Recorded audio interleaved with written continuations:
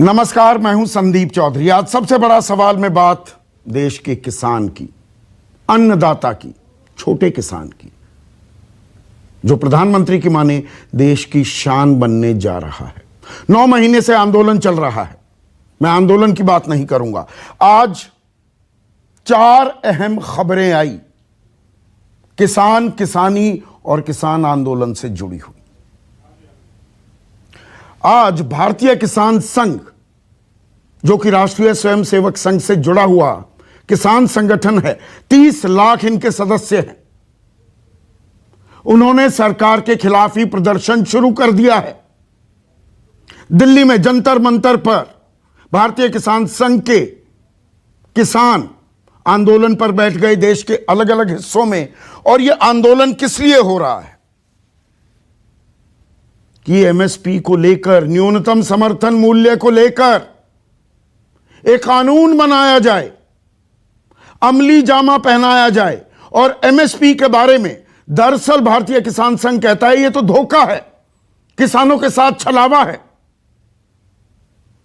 किसानों को तो लाभकारी मूल्य मिलना चाहिए। एमएसपी आप जानते ही हैं, शांता कुमार कमेटी कहती है 2015 में 6% खरीदी होती है। अब जानकार कहते हैं यह बढ़कर 9% आ गया है। तो 90-91% अभी भी खरीदी एमएसपी पर, न्यूनतम समर्थन मूल्य पर नहीं होती। और इसी को लेकर भारतीय किसान संघ आंदोलित हो गया है।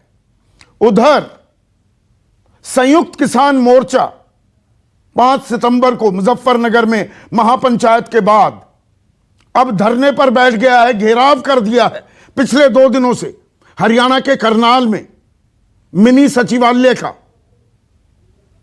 और यह धरना, यह प्रदर्शन, यह घेराव क्यों?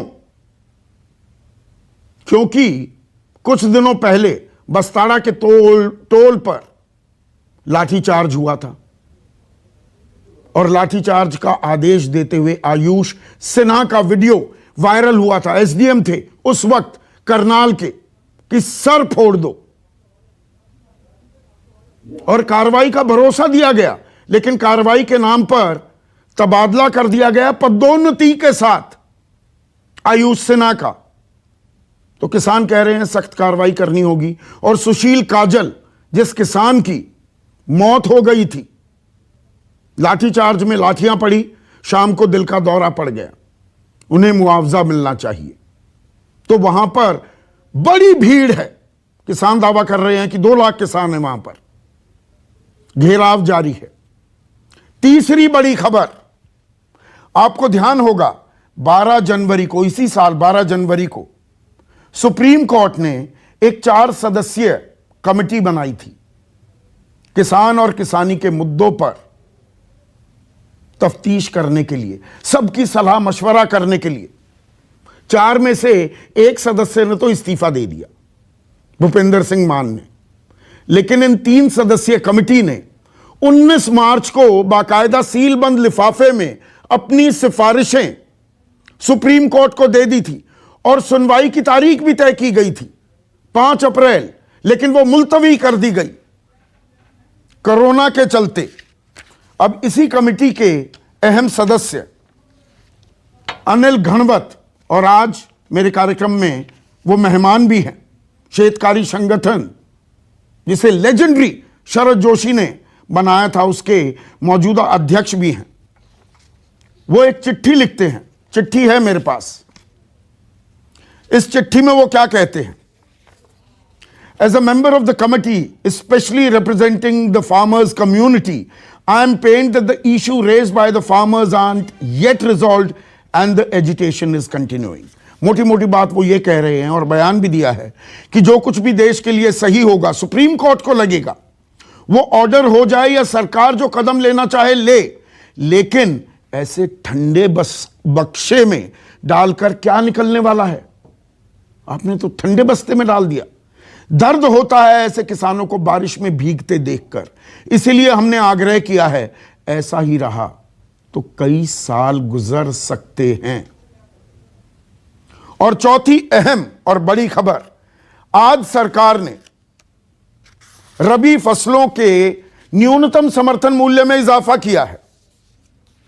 गेहूं की कीमत में 40 रुपए का इजाफा, जौ की कीमत में 35 रुपए, चने की कीमत में 130 रुपए, मसूर की कीमत में 400 रुपए, सरसों की कीमत में 400 रुपए और साफलार, कुछ लोग सूरजमुखी कहते हैं, कुसुम है सही शब्द, उसकी कीमत में 114 रुपए का इजाफा। यह बाकायदा प्रेस रिलीज भी है। इस प्रेस रिलीज में खास बात क्या है कि किसानों की जो लागत है वो आंकी है सरकार ने। उदाहरण देता हूं कि सरकार की निगाह में प्रति क्विंटल गेहूं उगाने में लागत आती है 1008 रुपए।